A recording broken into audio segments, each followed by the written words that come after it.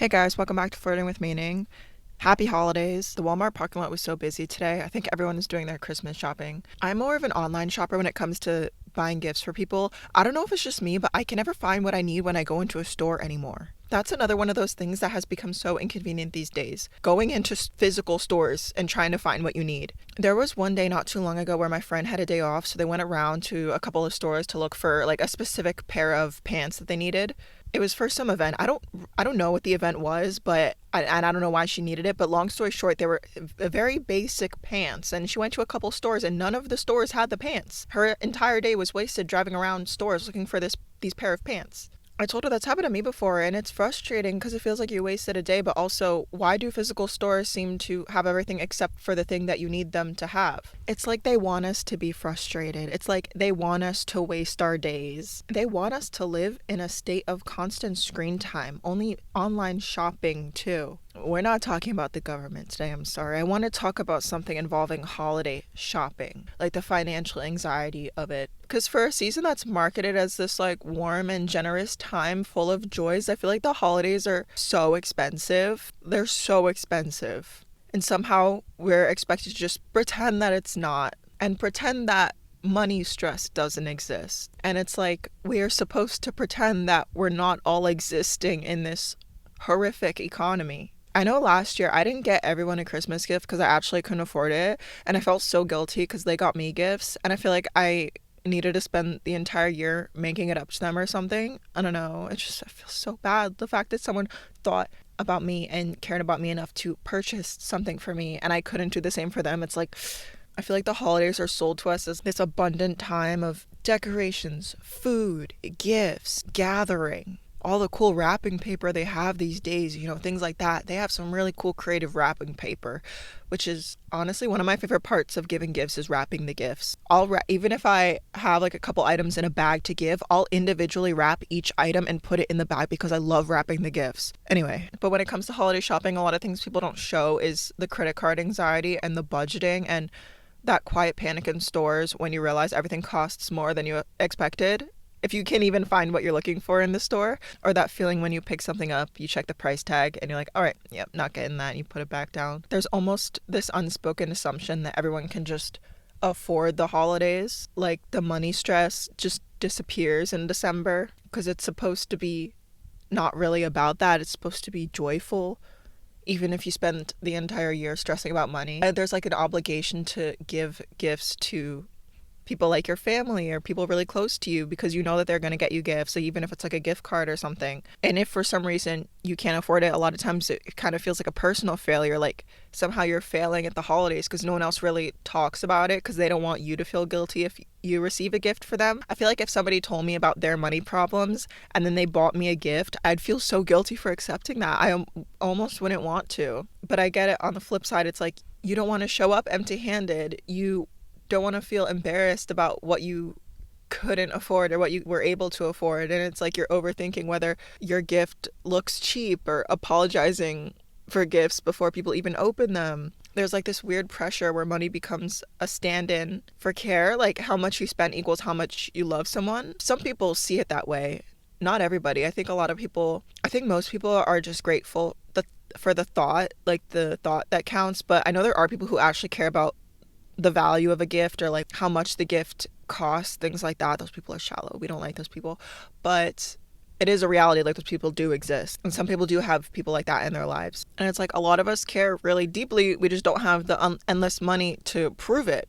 But still, we internalize it and we feel guilty for not doing more or giving more and not being able to participate at the same level as everybody else. It's kind of shameful almost, but also taboo because people try to keep up with appearances and don't let it show really. And that gift guilt, it doesn't even stop at gifts. It kind of extends out to everything. It's like not traveling home because you can't afford the plane ticket, or not hosting, or not going out or saying yes to plans that cost money, or not like buying an outfit. There was a party I went to last year.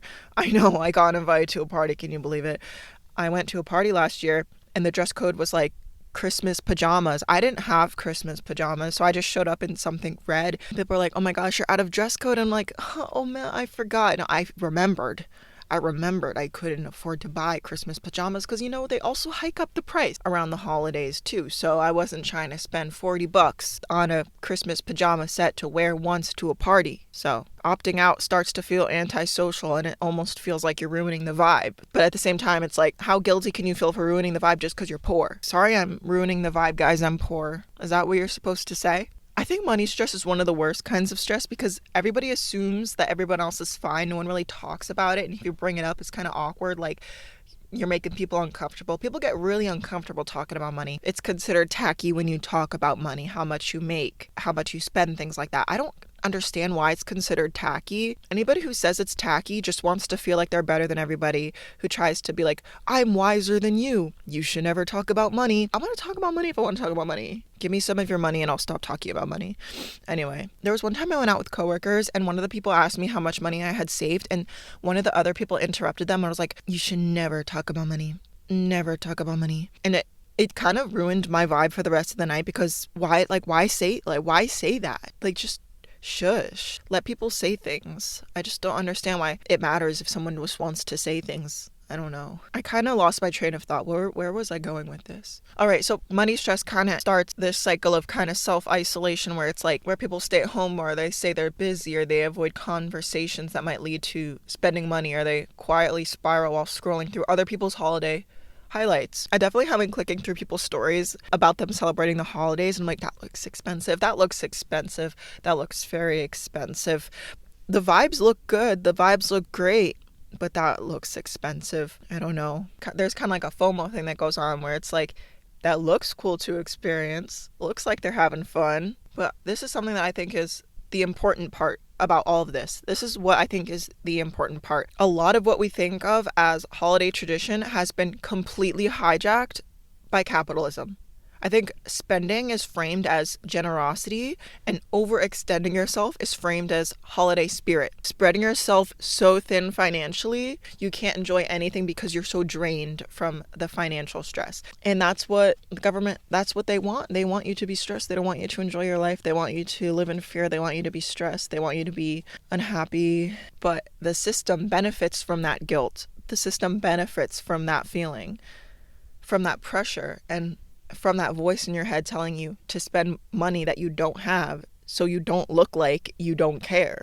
And it's not accidental either. The holidays are emotional on purpose because that emotion makes people spend. Companies know how to work with that. They work with your vulnerability and they take advantage of it. Companies work with your vulnerability. They know how to work with that. They take advantage of it. Like a narcissist, like a dirty, toxic narcissist. We hate narcissists in here. Anyway, there's also the feeling of the fact that this is also kind of just a first world problem where you're just like, well, I should be thankful anyways. Other people have it worse. I have no right to complain. After all, what a blessing it is to even have people that think of me and give gifts to me. How grateful am I to even know someone who I care about and who cares about me that I can give gifts to. Some people don't even have a family, so you silence yourself, but the gratitude, it doesn't cancel the stress.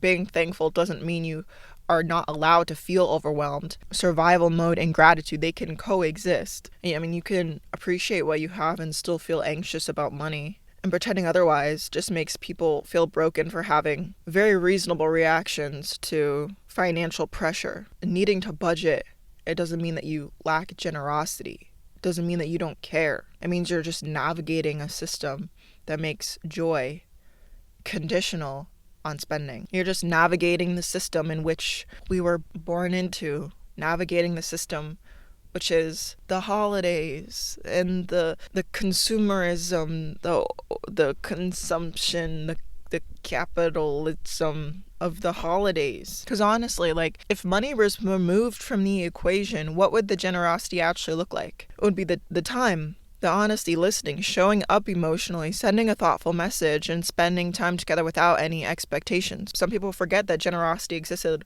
long before online shopping and 2-day shipping. It's not like you deserve less because you can't afford more. You're not selfish for trying to protect your financial instability. If you can't afford to give somebody a gift this year, don't force yourself to. Sometimes the most generous thing you could do is not put yourself into deeper stress. Maybe let the holidays be a little smaller than it is shoved in your face. Maybe just It's okay to just get through the holidays, you know? The meaning of the holidays, it's not coming from how much you spend, it's coming from how much you actually care and choosing what aligns with your reality and not putting yourself in a tougher financial position just to prove to someone that you care about them. They'll understand it if they actually care about you back, you know? This season is expensive and emotionally loaded. It wasn't really designed with much wiggle room for acknowledging this terrible economy that I would like if it improved, but it's not looking likely. It's not looking too good for us. But it would be nice if it improved. So if all you do this holiday season is survive without adding more stress to your life, that's enough. You're allowed to protect your peace even when there's a lot of pressure not to, especially financially. And for those asking if I will have an episode on Christmas, well, of course, princess. I would never skip a Wednesday unless it was an actual emergency. So you'll see me on Christmas. Oh, wait, no, Christmas Eve. You'll see me on Christmas Eve. You'll see me on Christmas Eve, princess. Oh my gosh. I almost forgot to mention that when I opened my YouTube app this morning to watch some vids, some pucks and bids, the first thing that showed up, because I don't have YouTube Premium, I still get the ads. The thing on the top was a advertisement, and you'll never guess what it was for. Nano Banana Pro. I got an ad for Nano Banana Pro. Do I seem like the target? The fact that I just made an entire video on Nano Banana Pro and then an ad has the audacity to show up on the top of my page is crazy. I should actually, what if I download it and see what it's all about? What if I try using it? That would be interesting. I'm so against it though. I don't know if I could, like, morally, because I just don't feel like everybody should have access to that. I don't know. Maybe it's just me. I think that's all I wanted to talk about today. Sometimes I record an episode and I actually never have any idea if I'm going to post it because I look back and I cringe really hard, or sometimes I look and I'm like, oh, the double chin was very prominent, but I don't really care. I'll see you guys next week. I hope you guys have a good holiday season, even though I will continue to see you during the holiday season. I just hope the next 7 days of your holiday season is good. But in the meantime, let me know what you guys want to hear about. Thank you so much for all your comments. They're so fun to read. I say this every episode, but they're so fun to read. And even if I can't get back to them, I still do see them. But I'll leave it at that. I hope you guys have a good week, and I'll see you again next week. Bye, guys.